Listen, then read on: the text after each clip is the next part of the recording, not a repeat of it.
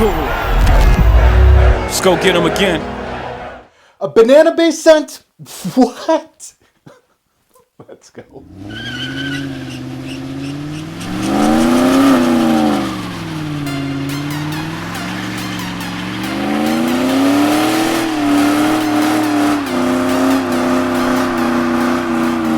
Fragrance family, welcome to the Robes Away channel. I'm your host, Mark. This series I've taken a test drive where I test drive a scent through a sample. I wear the scent as much as the sample lets me, which isn't much because it's a lucky scent sample. And it is my scent of the day today, and I'm going to give you as much detail as I can to give you my final thoughts on three things. Either A, it's junk, B, I'm going to get a second sample, or C, I'm buying a bottle. So let's see what L'Artisan Parfumeur can do for me today.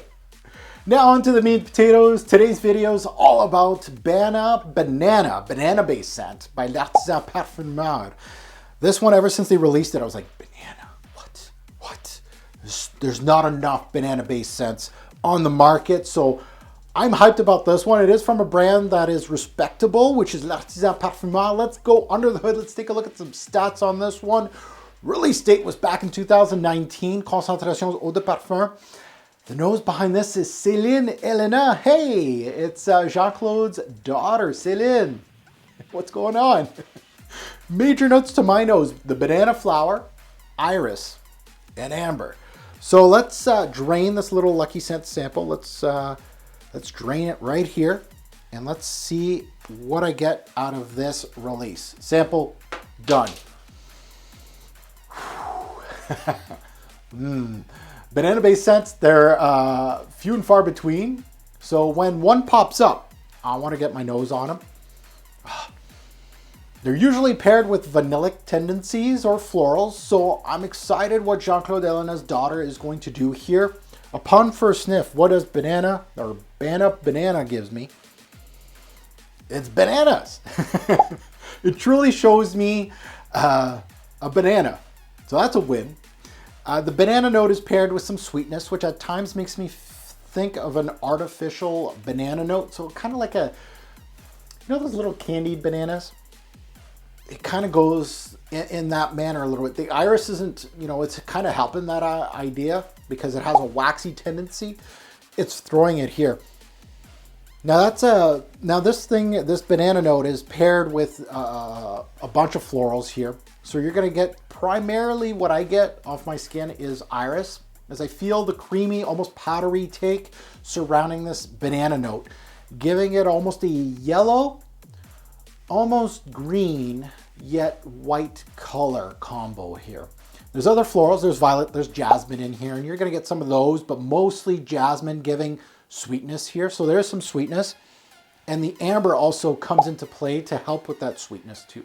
Now in the heart of Bana banana, the fruity banana starts burning off more to almost like a green banana peel, almost more authentic to my nose from the beginning. The florals continue to push. The iris and the jasmine, they're definitely number 2, number 3 in that order. There's some musks here too. There's some sweet tonka ambery-like note here in the backbone.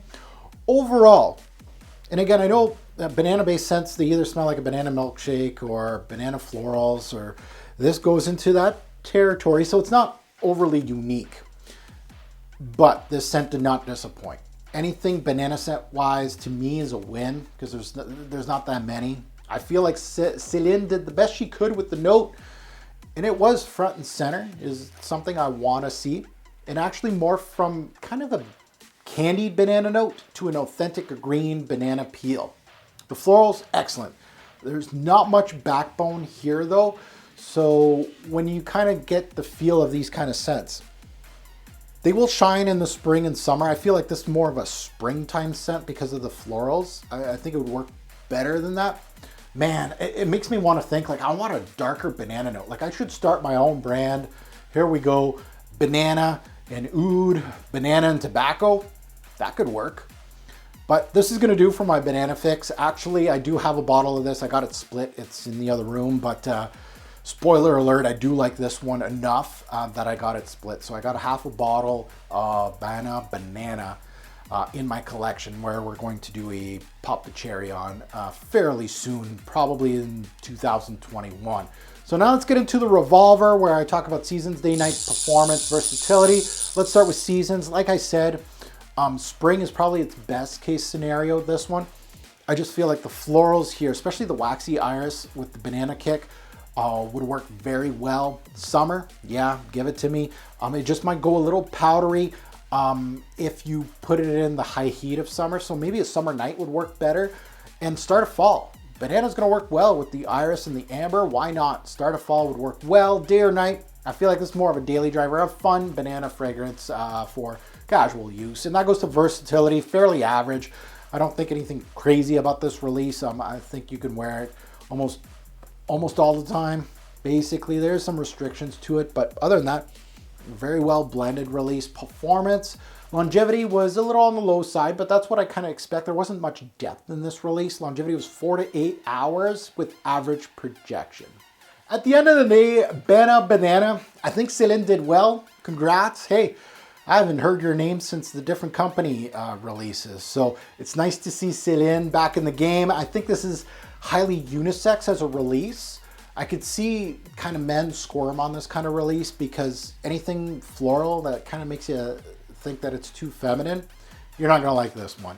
You're gonna back away from this one, but you're missing out on a really good banana note. I'm just telling you. Overall, I think this will get play from me enough that it's bottle worthy, obviously.